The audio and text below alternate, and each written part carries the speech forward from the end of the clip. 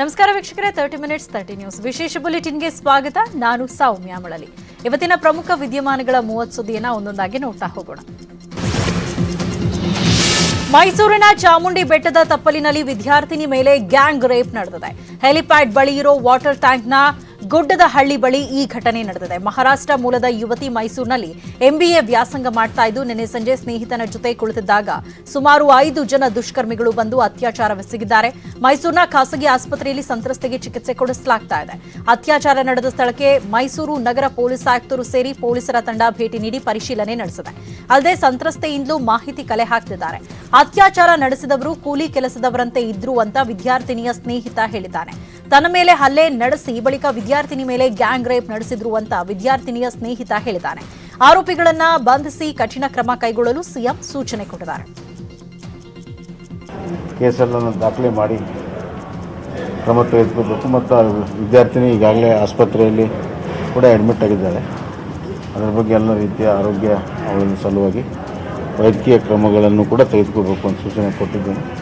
ಯಾರೇ ಇರಲಿ ಅವರನ್ನು ದಸ್ತಗಿರಿ ಮಾಡಿ ಕಠಿಣವಾದಂಥ ಶಿಕ್ಷೆ ಕೊಡಲು ಎಲ್ಲ ಕ್ರಮಗಳನ್ನು ಮಾಡಬೇಕು ಅಂತ DGPಗೆ ಸೂಚನೆಯನ್ನು ಕೊಡ್ತಾರೆ. ಇಂಥ ಹೀನಸ್ ಅಫೆನ್ಸ್ಗಳು ಯಾವ ಊರಿನಲ್ಲೂ ನಡೀಬಾರ್ದು. ಯಾವ ಹೆಣ್ಮಕ್ಳ ಮೇಲೂ ಈ ಥರದ ಕೃತ್ಯಗಳು ನಡೀಬಾರ್ದು. ಅಪರಾಧಿಗಳು ಯಾರು ಅಂತ ಸಿಕ್ಕಿದ್ದಾರೆ ಅನ್ನೋದು ಕೂಡ ನನಗೆ ಗೊತ್ತಾಗ್ತಾ ಇದೆ. ಅಪರಾಧಿಗಳು ಸಿಕ್ಕಿದ ಮೇಲೆ ಯಾರೋ ಒಂದು ಕಂಪ್ಲೇಂಟ್ ಮಾಡಿದ ಮೇಲೆ ನಿಮ್ಮ ಮೀಡಿಯಾದಲ್ಲಿ ಈ ಸುದ್ದಿ ಬಂದಾದ ತಕ್ಷಣವೇ ಮಹಿಳಾ ಆಯೋಗ ಎಚ್ಚೆತ್ತುಕೊಂಡು ಸುಮೋಟೋ ಕೇಸನ್ನು ರಿಜಿಸ್ಟರ್ ಮಾಡಿ ಎನ್ಕ್ವೈರಿಗೆ ಈಗಾಗಲೇ ಚಾಲನೆ ಕೊಡಬೇಕು. ಡ್ರಗ್ಸ್ ಸೇವನೆ ಸಂಬಂಧ ನಟಿ ರಾಗಿಣಿ ತಪ್ಪೊಪ್ಪಿಕೊಂಡಿದ್ದು ಸ್ವಇಚ್ಛಾ ಹೇಳಿಕೆ ದಾಖಲಿಸಿದ್ದಾರೆ. ಸ್ವಇಚ್ಛಾ ಹೇಳಿಕೆಯಲ್ಲಿ ತಾನು ಡ್ರಗ್ಸ್ ಸೇವಿಸಿದ್ದು ಹಾಗೂ ಡ್ರಗ್ಸ್ ಮಾರಿದ್ದ ಬಗ್ಗೆಯೂ ಉಲ್ಲೇಖಿಸಿದ್ದಾರೆ. ರಾಗಿಣಿ ಬೆಂಗಳೂರಿಗೆ ಬಂದ ಬಳಿಕ ಮಾಡೆಲಿಂಗ್ ಹಾಗೂ ಸಿನಿಮಾ ನಟನೆ ಬಗ್ಗೆ ಹೇಳಿದ್ದು, ಬಳಿಕ ಪರಿಚಯವಾದ ಡ್ರಗ್ಸ್ ಆರೋಪಿಗಳ ಬಗ್ಗೆ ಹೇಳಿದ್ದಾರೆ. ಡ್ರಗ್ಸ್ ಆರೋಪಿಗಳಾದ ಶಿವಪ್ರಕಾಶ್, ವೈಭವ್ ಜೈನ್, ರವಿಶಂಕರ್, ಆದಿತ್ಯ ಆಳ್ವಾ, ಲೂಮ್ ಪೆಪ್ ಸೇರಿದಂತೆ ಇತರರ ಜೊತೆ ಪಾರ್ಟಿ ಮಾಡಿದ್ದಾಗಿ ಹಾಗೂ ಡ್ರಗ್ಸ್ ಸೇವಿಸಿದ್ದಾಗಿ ಸ್ವಇಚ್ಛಾ ಹೇಳಿಕೆ ದಾಖಲಿಸಿದ್ದಾರೆ. ಬೆಂಗಳೂರಿನ ಪ್ರತಿಷ್ಠಿತ ಹೋಟೆಲ್ಗಳಲ್ಲಿ ಪಾರ್ಟಿ ಮಾಡ್ತಿದ್ದ ಬಗ್ಗೆ, XTC, ಕೊಕೇನ್ ನಂತಹ ಮಾದಕ ದ್ರವ್ಯ ಸೇವಿಸಿದ್ದು ಹೇಗೆ, ಎಲ್ಲಿ ಸಿಗ್ತಾ ಇತ್ತು, ಪಾರ್ಟಿಯಲ್ಲಿ ಯಾರೆಲ್ಲ ಇರ್ತಾ ಇದ್ರು ಅನ್ನೋ ಬಗ್ಗೆ ಸುದೀರ್ಘವಾಗಿ ಹೇಳಿಕೆಯನ್ನ ನೀಡಿದ್ದಾರೆ. ಇದೆಲ್ಲ CCB ದಾಖಲಿಸಿರೋ ಚಾರ್ಜ್ ಶೀಟ್ನಲ್ಲಿ ಉಲ್ಲೇಖವಾಗಿದೆ. ಸಂಜನಾ ಮತ್ತು ರಾಗಿಣಿ ಡ್ರಗ್ಸ್ ಸೇವನೆ ಖಚಿತವಾದ ಬೆನ್ನಲ್ಲೇ ಕೇಂದ್ರ ಮಾಜಿ ಸಚಿವ DV ಸದಾನಂದಗೌಡ ಪ್ರತಿಕ್ರಿಯಿಸಿದ್ದಾರೆ. ಕಾನೂನಿನಲ್ಲಿ ಏನ್ ಕ್ರಮ ತೆಗೆದುಕೊಳ್ಳಲು ಅವಕಾಶವಿದೆಯೋ ತೆಗೆದುಕೊಳ್ಳಲಿ. ತಪ್ಪು ಮಾಡಿದವರಿಗೆ ಕಾನೂನಿನ ನಿಜವಾದ ಸ್ವರೂಪ ಗೊತ್ತಾದ್ರೆ ಒಳ್ಳೆಯದು. ಇದರಿಂದ ಡ್ರಗ್ಸ್ ಜಾಲ ತಪ್ಪು ಎನ್ನುವ ಅರಿವು ಮೂಡುತ್ತೆ ಎಂದಿದ್ದಾರೆ. ಡ್ರಗ್ಸ್ ದಂಧೆ ಅನ್ನೋದು ಸಾಮಾಜಿಕ ಪಿಡುಗಾಗಿ ಮಾರ್ಪಟ್ಟಿದೆ. ಇಂದಿನ ಯುವಶಕ್ತಿ ಹಾದಿ ತಪ್ಪಿದೆ, ಸರಿದಾರಿಯಲ್ಲಿ ಹೋಗಬೇಕಾಗಿದೆ ಅಂತ ಕೊಡಗಿನ ಕುಶಾಲನಗರದಲ್ಲಿ ಕೇಂದ್ರ ಮಾಜಿ ಸಚಿವ ಸದಾನಂದಗೌಡರು ಹೇಳಿದ್ದಾರೆ. ಹೆಜ್ಜೆ ತಗೊಳ್ಬೇಕಾ, law should take its own course.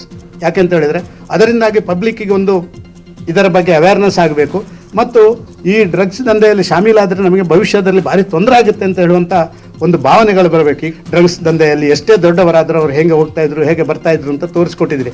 ಈ ಕಾನೂನು ಕೂಡ ತನ್ನ ನಿಜವಾದ ಸ್ವರೂಪವನ್ನು ತೋರಿಸಿದ್ರೆ ಇನ್ನಷ್ಟು ಒಳ್ಳೆಯದಾಗುತ್ತೆ ಅಂತ ನಾನು ಭಾವಿಸ್ತಾ ಇದ್ದೀನಿ.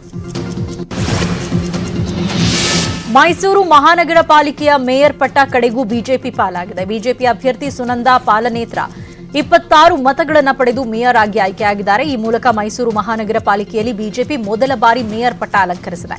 ಚುನಾವಣೆ ವೇಳೆ ಹೈ ಡ್ರಾಮಾ ನಡೆದಿತ್ತು. ಜೆಡಿಎಸ್ ಸದಸ್ಯರ ವಿರುದ್ಧ ಧಿಕ್ಕಾರ ಕೂಗಿ ಆಕ್ರೋಶ ಹೊರಹಾಕಿ ಕಾಂಗ್ರೆಸ್ ಸದಸ್ಯರು ವಾಕೌಟ್ ಮಾಡಿದರು. ಇದರಿಂದಾಗಿ ಬಿಜೆಪಿ ಮೇಯರ್ ಅಭ್ಯರ್ಥಿ ಮಾಜಿ ಸಿಎಂ BSY ಸಂಬಂಧಿ ಸುನಂದಾ ಅವರು ವಿಜಯಿಯಾಗಿದ್ದಾರೆ. ಇಂದು ಬೆಳಗ್ಗೆ ಮತ ಪ್ರಕ್ರಿಯೆ ಆರಂಭವಾದ ತಕ್ಷಣ ಜೆಡಿಎಸ್ ಸದಸ್ಯರು ತಟಸ್ಥ ನಿಲುವು ತೋರಿದ್ರು. ಆಗ ಕಾಂಗ್ರೆಸ್ ಸದಸ್ಯರು ಚೀಮಾರಿ ಹಾಕಿ ಹೊರ ನಡೆದರು.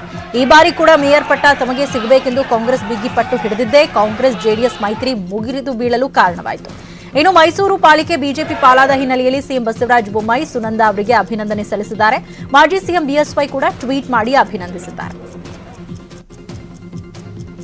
ಮೈಸೂರು ನಗರಕ್ಕೆ ಏನೇನು ಬೇಕು ಎಲ್ಲನೂ ನಮ್ಮ MLA MPs ಕೇಳಿಕೊಂಡು ಡಿಸ್ಟಿಕ್ ಇನ್ಚಾರ್ಜ್ ಮಿನಿಸ್ಟರ್ ಸಹಾಯ ತಗೊಂಡು ಕೆಲಸ ಮಾಡ್ತೀವಿ.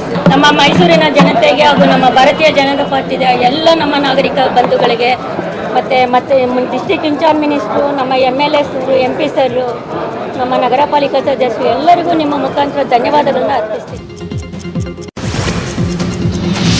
ಹುಬ್ಬಳ್ಳಿಯಲ್ಲೂ ಪಾಲಿಕೆ ಚುನಾವಣೆ ಫೈಟ್ ಜೋರಾಗಿದೆ. ನಾಮಪತ್ರ ಸಲ್ಲಿಕೆ ಪ್ರಕ್ರಿಯೆ ಅಂತ್ಯಗೊಳ್ಳುತ್ತಿದ್ದಂತೆಯೇ ಚುನಾವಣಾ ಕಣ ರಂಗೇರಿದೆ.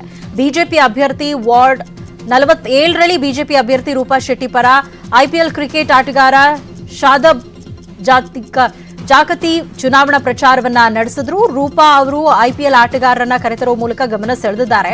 ತಮ್ಮ ಅಭ್ಯರ್ಥಿಯನ್ನ ಗೆಲ್ಲಿಸುವಂತೆ ಶಾದಬ್ ಜನರಲ್ಲಿ ಮನವಿಯನ್ನ ಮಾಡಿದ್ದಾರೆ. ಗೋವಾದಿಂದ ಹುಬ್ಳಿಗೆ ಆಗಮಿಸಿರೋ ಶಾದಬ್ ಭರ್ಜರಿ ಕ್ಯಾಂಪೇನ್ ನಡೆಸುತ್ತಿದ್ದಾರೆ. ಮಾಜಿ ಸಿಎಂ ಬಿಎಸ್ವೈ ಪುತ್ರ ವಿಜಯೇಂದ್ರ ವಿರುದ್ಧ ಪಂಚಮಸಾಲಿ ಶ್ರೀಗಳು ಗಂಭೀರ ಆರೋಪವೊಂದನ್ನ ಮಾಡಿದ್ದಾರೆ. ಬಿವೈ ವಿಜಯೇಂದ್ರ ಅವರು ನಮ್ಮ ಪಂಚಮಸಾಲಿ ಮೀಸಲಾತಿ ಹೋರಾಟ ಹತ್ತಿಕ್ಕುವ ಕೆಲಸ ಮಾಡಿದ್ರು ಅಂತ ಜಯ ಮೃತ್ಯುಂಜಯ ಸ್ವಾಮೀಜಿ ಆರೋಪ ಮಾಡಿದ್ದಾರೆ. ವಿಜಯೇಂದ್ರಗೆ ಮೀಸಲಾತಿ ಹೋರಾಟದ ಅರಿವಿರಲಿಲ್ಲ, ಹೀಗಾಗಿ ಬಿಎಸ್ವೈ ಸರ್ಕಾರ ಕೂಡ ಹೋರಾಟ ಹತ್ತಿಕ್ಕೋ ಕೆಲಸ ಮಾಡ್ತು ಎಂದಿದ್ದಾರೆ. ಹಿಂದುಳಿದ ವರ್ಗದ ನಾಯಕರ ಜೊತೆ ಮಾತಾಡ್ತೀನಿ, ಹಾಗೆ ಎಲ್ಲರ ಜೊತೆ ಸಭೆ ನಡೆಸಿ ಮಾತಾಡ್ತೀನಿ ಅಂತ ಸ್ವಾಮೀಜಿಗಳು ಹೇಳಿದ್ದಾರೆ. ಇನ್ನು ನಾಳೆಯಿಂದಲೇ ಪಂಚಮಸಾಲಿ 2A ಮೀಸಲಾತಿಗೆ ಹೋರಾಟ ತೀವ್ರಗೊಳ್ಳಲಿದೆ. ನಾಳೆ ಮಲೆ ಮಹದೇಶ್ವರ ಬೆಟ್ಟದಿಂದ ವಿಧಾನಸೌಧದವರೆಗೆ ಬೃಹತ್ ಪಾದಯಾತ್ರೆ ಶುರುವಾಗ್ತಿದೆ.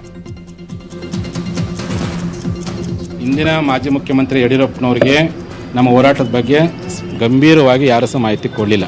ಪ್ರಾಮಾಣಿಕವಾಗಿ ನಮ್ಮ ಸಿ ಪಾಟೀಲರು, ಕರಡಿ ಸಂಗಣ್ಣವರು, ಅನೇಕ ಜನ ಶಾಸಕರುಗಳು ಮನವರಿಕೆ ಮಾಡಿಕೊಟ್ರು ಸನ್ಮಾನ್ಯ ಮುಖ್ಯಮಂತ್ರಿ ಯಡಿಯೂರಪ್ಪನವರಿಗೆ.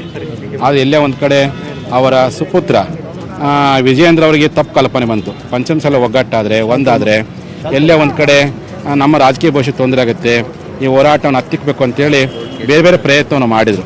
ಆದರೆ ಕೊನೆಗಳಲ್ಲಿ ಜನ ಬೆಂಬಲ ನಮ್ಮ ಜನ ಇತ್ತು. ಅವ್ರೇನು ತಿಳ್ಕೊಂಡಿದ್ರು, ಸ್ವಾಮೀಜಿ ಸುಮ್ಮನೆ ಹೇಳ್ತಾರೆ, ಪಾದಯಾತ್ರೆ ಮಾಡಲ್ಲ, ಅಲ್ಲೇ ಅರ್ಧಕ್ಕೆ ನಿಲ್ಲಿಸ್ತಾರೆ, ವಾಪಸ್ ಹೋಗ್ಬಿಡ್ತಾರೆ ಅಂತೇಳಿ. ಆದರೆ ನಾವು ಇಟ್ಟ ಹೆಜ್ಜೆ ದಿಟ್ಟ ನಿರ್ಧಾರವನ್ನು ಕೈ ಬಿಡಲಿಲ್ಲ, ಗಟ್ಟಿಯಾಗಿ ಮಾಡಿದ್ವಿ. ಮಾಜಿ ಸಚಿವ ವಿನಯ್ ಕುಲಕರ್ಣಿ ಕೂಡ ಇದೀಗ ಪಂಚಮಸಾಲಿ ಹೋರಾಟಕ್ಕೆ ಸಾಥ್ ನೀಡಿದ್ದಾರೆ. ಯೋಗೇಶ್ ಗೌಡ ಹತ್ಯೆ ಕೇಸ್ನಲ್ಲಿ ಜೈಲು ಸೇರಿ ಜಾಮೀನಿನ ಮೇಲೆ ಬಿಡುಗಡೆಯಾಗಿರೋ ವಿನಯ್ ಕುಲಕರ್ಣಿ ಈಗ ಹೋರಾಟ ಬೆಂಬಲಿಸಿದ್ದಾರೆ. ಈ ಬಗ್ಗೆ ಮಾತನಾಡಿದ ವಿನಯ್ ಕುಲಕರ್ಣಿ, ಶ್ರೀಗಳು ಹೋರಾಟ ಪ್ರಾರಂಭ ಮಾಡಿದ್ದಾರೆ, ಅವರ ಜೊತೆ ಸದಾ ಇರ್ತೀವಿ ಅಂತ ಹೇಳಿದ್ದಾರೆ. ಅವ್ರ ಜೊತೆ ನಾವಂತೂ 100% ಇರ್ತೇವೆ. ಯಾಕಂದ್ರೆ ಇವತ್ತು ಗೌಡ ಲಿಂಗಾಯತ್ ಸಮಾಜ ಕೂಡ ಇಲ್ಲಿ ಹಲವಾರು ಮಂದಿ ಗೌಡ ಲಿಂಗಾಯತ್ಸ್ ಅದರ. ಇವತ್ತು ಅವ್ರಿಗೆ ಕೂಡ ಇವತ್ತು ಯಾವುದು ರಿಸರ್ವೇಷನ್ ಇಲ್ಲ. ಹಾಗಾಗಿ ಗೌಡ ಸಮಾಜಕ್ಕೂ ಕೂಡ ಇವತ್ತು ಅವ್ರಿಗೆ ಮೀಸಲಾತಿ ಸಿಗ್ಬೇಕನ್ನುವಂಥ ಹೋರಾಟ ಸ್ವಾಮೀಜಿ ಅವರು ಪ್ರಾರಂಭ ಮಾಡ್ಯಾರ. ಆಮೇಲೆ ದರ್ವಂದ ಜಿಲ್ಲಾ ವಾರ ತಾಲೂಕು ವಾರ ಕೂಡ ಅವ್ರು ಇವತ್ತು ಹೋಗಿ ಮೀಟಿಂಗ್ ಮಾಡುವಂಥ ಕೆಲಸ ಮಾಡಕತ್ತಾರೆ. ಅಂತ ಸಂಪೂರ್ಣವಾದಂಥ ಬೆಂಬಲ ನಾವು ಕೊಡುವಂಥ ಕೆಲಸ ನಮ್ಮ ಕರ್ತವ್ಯ. ಕೋರ್ಟ್ ಕೆಲವೊಂದು ನನಗೆ ಆಲ್ರೆಡಿ ರಿಸ್ಟ್ರಿಕ್ಷನ್ಸ್ ಹಾಕಿದ್ದವು. ಆ ರಿಸ್ಟ್ರಿಕ್ಷನ್ ಪ್ರಕಾರ ನಾನು ನಡ್ಕೊಳ್ಳುವಂಥ ಡ್ಯೂಟಿ ನಂದು. ಅದನ್ನು ಬಿಟ್ಟು ನಾ ಅದ್ರ ಲಿಮಿಟ್ ದಾಟಿ ನಾ ಹೋಗುವಂಥ ಕೆಲಸ ನಾ ಕೂಡ ಮಾಡಲ್ಲ. ನನಗೆ ಕೂಡ ನನ್ನ ಅರಿವು ಐತಿ. ಈ ನ್ಯಾಯಾಲಯದ ಬಗ್ಗೆ ನನಗೆ ಗೌರವ ಇದೆ. ಆ ಗೌರವವನ್ನು ನಾ ಯಾವತ್ತೂ ಅದನ್ನು ತೆಗೆಸುವಂಥ ಕೆಲಸ ನಾ ಮಾಡಲ್ಲ. ಅದನ್ನ ನ್ಯಾಯಾಲಯದ ಏನು ನನಗೆ ಕೊಟ್ಟರೆ ಗಡುವನ್ನು ಕೊಟ್ಟರೆ ಆ ಗಡುವನ್ನೇ ನಾ ಇರುವಂಥ ಕೆಲಸ ನಾವು ಮಾಡ್ತೀವಿ. ಅವ್ರ ಜೊತೆ ನಾವಂತೂ 100% ಇರ್ತೇವೆ. ಯಾಕಂದ್ರೆ ಇವತ್ತು ಗೌಡ ಲಿಂಗಾಯತ್ ಸಮಾಜ ಕೂಡ ಇಲ್ಲಿ ಹಲವಾರು ಮಂದಿ ಗೌಡ ಲಿಂಗಾಯತ್ಸ್. ಸಿಎಂ ಬಸವರಾಜ ಬೊಮ್ಮಾಯಿ ದೆಹಲಿಗೆ ತೆರಳಿದ್ದಾರೆ. ರಾಜ್ಯದ ನೀರಾವರಿ ಯೋಜನೆಗಳ ಬಗ್ಗೆ ಚರ್ಚಿಸಲಿದ್ದಾರೆ. ದೆಹಲಿಯಲ್ಲಿ ಕೇಂದ್ರ ಜಲಸಂಪನ್ಮೂಲ ಸಚಿವ ಗಜೇಂದ್ರ ಸಿಂಗ್ ಶೇಖಾವತ್ರನ್ನ ಭೇಟಿಯಾಗಲಿದ್ದಾರೆ. ಸಿಎಂ ಬೊಮ್ಮಾಯಿಗೆ ನೀರಾವರಿ ಸಚಿವ ಗೋವಿಂದ ಕಾರಜೋಳ ಸೇರಿ ನೀರಾವರಿ ಇಲಾಖೆಯ ಹಿರಿಯ ಅಧಿಕಾರಿಗಳು ಕೂಡ ದೆಹಲಿಗೆ ಪ್ರಯಾಣ ಬೆಳೆಸಿದ್ದಾರೆ. ಮೇಕೆದಾಟು ಯೋಜನೆ ಕಾಮಗಾರಿಗೆ ಕೇಂದ್ರ ನೀರಾವರಿ ಸಚಿವರಿಂದ ಅನುಮತಿ ಪಡೆಯುವ ಬಗ್ಗೆ ಚರ್ಚೆ ನಡೆಯಲಿದೆ. ಇದರ ಜೊತೆಗೆ ಕಳಸಾ ಬಂಡೂರಿ ಯೋಜನೆ ಕಾಮಗಾರಿಗಳ ಬಗ್ಗೆಯೂ ಚರ್ಚೆ ನಡೆಯಲಿದೆ. ಅಂತಾರಾಜ್ಯ ನದಿ ನೀರು ವಿವಾದದ ಬಗ್ಗೆ ಕಾನೂನು ತಂಡದ ಜೊತೆ ಸಿಎಂ ಚರ್ಚಿಸಲಿದ್ದಾರೆ. ಇದರ ಜೊತೆಗೆ ಹೈಕಮಾಂಡ್ ನಾಯಕರನ್ನು ಸಿಎಂ ಭೇಟಿಯಾಗಿ ಸರ್ಕಾರದ ಆಡಳಿತದ ಬಗ್ಗೆ ಹಾಗೂ ಖಾಲಿ ಉಳಿದ 4 ಸಚಿವ ಸ್ಥಾನ ಭರ್ತಿ ಸಂಬಂಧ ಚರ್ಚೆ ನಡೆಸಲಿದ್ದಾರೆ. ಬಿಬಿಎಂಪಿ ಸ್ವೆಟರ್ ಟೆಂಡರ್ ಅವ್ಯವಹಾರ ಆರೋಪ ಸಂಬಂಧ ಈ ಹಿಂದೆ ನಟ ಜಗ್ಗೇಶ್ ಮಾಡಿದ್ದ ಟ್ವೀಟ್ನಿಂದ ಟ್ವಿಸ್ಟ್ ಸಿಕ್ಕಿದೆ.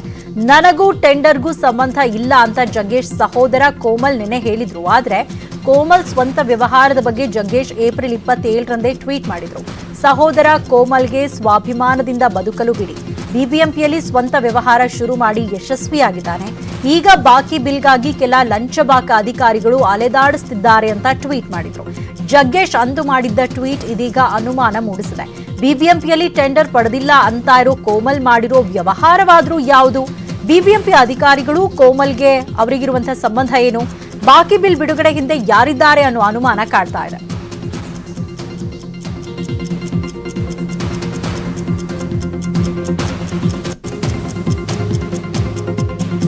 ಇದೀಗ ನವರಸ ನಾಯಕ ಜಗ್ಗೇಶ್ ಅವರು ಮಾಡಿರುವಂತಹ ಟ್ವೀಟ್ ಅನ್ನ ನಾವಿದೀಗ ನೋಡ್ತಾ ಇದ್ದೀವಿ. ಈ ಹಿಂದೆ ನನ್ನ ತಮ್ಮ ಸ್ವಾಭಿಮಾನದಿಂದ ಬದುಕೋದಕ್ಕೆ ಪ್ರಯತ್ನ ಪಡ್ತಿದ್ದಾನೆ, ತನ್ನದೇ ಆದಂತಹ ಸ್ವಂತ ವ್ಯವಹಾರವನ್ನ ಶುರು ಮಾಡಿದ್ದಾನೆ, ಬಿಬಿಎಂಪಿಯಲ್ಲಿ ಟೆಂಡರ್ ಅನ್ನ ಪಡ್ಕೊಂಡು ಕೆಲಸ ಮಾಡ್ತಿದ್ದಾನೆ. ಆದ್ರೆ ಕೆಲವು ಲಂಚಬಾಕ ಅಧಿಕಾರಿಗಳು ಲಂಚಕ್ಕಾಗಿ ಅವನನ್ನ ದಿನನಿತ್ಯ ಅಳೆದಾಡಿಸ್ತಿದ್ದಾರೆ ಅನ್ನುವಂಥ ಒಂದು ಟ್ವೀಟ್ ಅನ್ನ ಮಾಡಿದ್ರು. ಈಗ ನಿನ್ನೆ ಏನು ಸ್ವೆಟರ್ ಟೆಂಡರ್ಗೆ ಸಂಬಂಧಪಟ್ಟಂತೆ ಕೋಮಲ್ ಅವರೇ, ನನಗೂ ಇದಕ್ಕೂ ಸಂಬಂಧ ಇಲ್ಲ, ನಾನು ಸೆಲೆಬ್ರಿಟಿ ಅನ್ನೋ ಕಾರಣ ವಿನಾಕಾರಣ ಈ ರೀತಿ ಆರೋಪಗಳನ್ನ ಮಾಡ್ತಿದ್ದಾರೆ, ನಾನು ಮಾನನಷ್ಟ ಮೊಕದ್ದಮೆ ಕೇಸ್ ದಾಖಲಿಸ್ತೀನಿ ಅಂತ ಹೇಳಿದ್ರು. ಆದ್ರೆ ಈಗ ಜಗ್ಗೇಶ್ ಅವರು ಈ ಹಿಂದೆ ಮಾಡಿದಂತಹ ಟ್ವೀಟ್ ಸಾಕಷ್ಟು ಅನುಮಾನಗಳಿಗೆ ಎಡೆ ಮಾಡಿಕೊಟ್ಟಿದೆ. ನಟ ಕೋಮಲ್ ವಿರುದ್ಧದ ಸ್ವೆಟರ್ ಹಗರಣ ಸಂಬಂಧ ಬಿಬಿಎಂಪಿ ಕಮಿಷನರ್ ಗೌರವ್ ಗುಪ್ತಾ ಪ್ರತಿಕ್ರಿಯಿಸಿದ್ದಾರೆ. ಬಿಬಿಎಂಪಿಯಲ್ಲಿ ಈ ರೀತಿಯಾದ ಯಾವುದೇ ಹಗರಣ ನಡೆದಿಲ್ಲ, ಈ ಬಗ್ಗೆ ವರದಿ ಕೊಡುವಂತೆ ಶಿಕ್ಷಣ ವಿಭಾಗಕ್ಕೆ ಸೂಚಿಸಿದ್ದೇನೆ. ವರದಿ ಬಂದ ಬಳಿಕ ಸವಿಸ್ತಾರವಾಗಿ ಮಾತನಾಡ್ತೇನೆ ಅಂದ್ರು. ಇನ್ನು ನನ್ನ ಮೇಲೆ ಯಾರೂ ಒತ್ತಡ ಹೇರಿಲ್ಲ, ಇವೆಲ್ಲ ಬರೀ ಊಹಾಪೋಹದ ಮಾತುಗಳು ಅಂದ್ರು. ನಾವು ಕರ್ನಾಟಕಕ್ಕೆ ಕೈಮಗ್ಗ ಅಭಿವೃದ್ಧಿ ನಿಗಮಕ್ಕೆ ಟೆಂಡರ್ ಕೊಟ್ಟಿದ್ದೇವೆ, ಮೊದಲ ಹಂತವಾಗಿ 1,72,00,000 ಬಿಡುಗಡೆ ಮಾಡಿದ್ದೇವೆ ಅಂತ ಗೌರವ್ ಗುಪ್ತಾ ಹೇಳಿದ್ದಾರೆ.